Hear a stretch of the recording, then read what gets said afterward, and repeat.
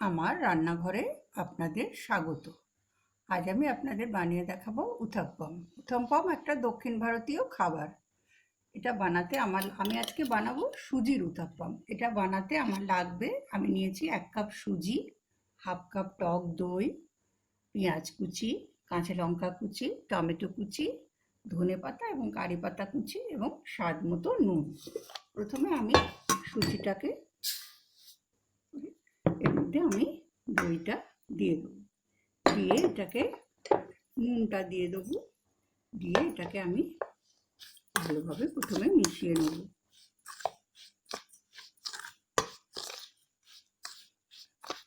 তারপর আমি এটার মধ্যে অল্প জল দেবো। এর কনসিস্টেন্সিটা হবে খুব ঘনও নয়, খুব পাতলাও নয়, মাঝারি। আপনারা অল্প অল্প করে জল দেবেন, নাহলে হয়তো এটা খুব পাতলা হয়ে যাবে।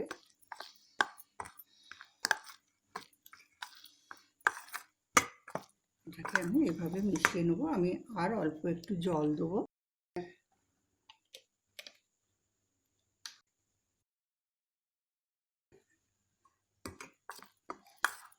আমি এটার মধ্যে আরো অল্প একটু জল দেবো।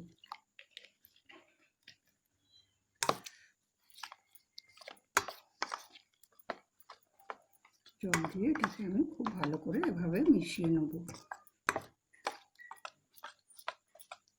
মিশিয়ে নেবার পর এখন আমি এটাকে 5 মিনিট রেখে দেবো, একটু যাতে সুজিটা এর মধ্যে ভালোভাবে একটু মিশে যায়।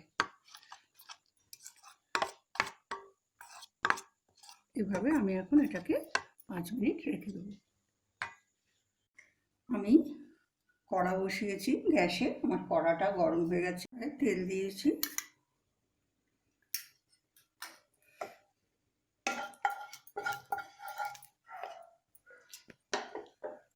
আমি কড়ায় তেল দিয়েছি। এবার আমি এই ব্যাটারটা অল্প করে এর মধ্যে দিয়ে দেবো।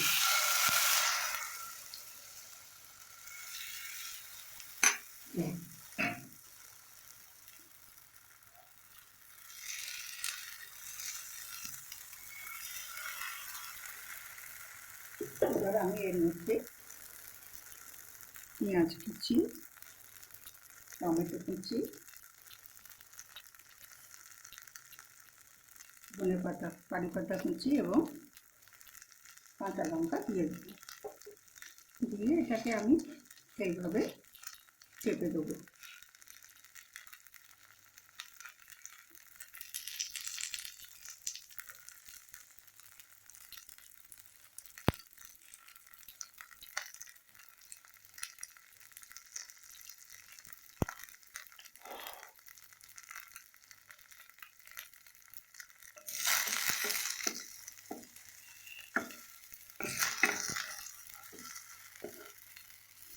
এক মিনিট মতন রাখবো।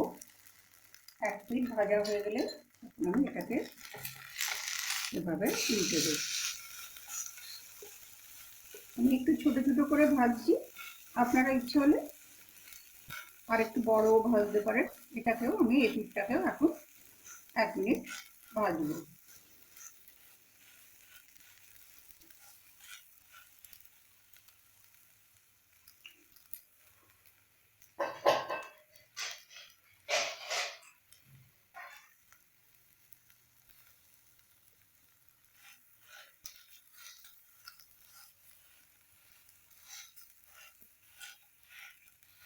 আমার এই পিঠটাও ভাজা হয়ে গেছে, এবার আমি এটাকে তুলে নেব।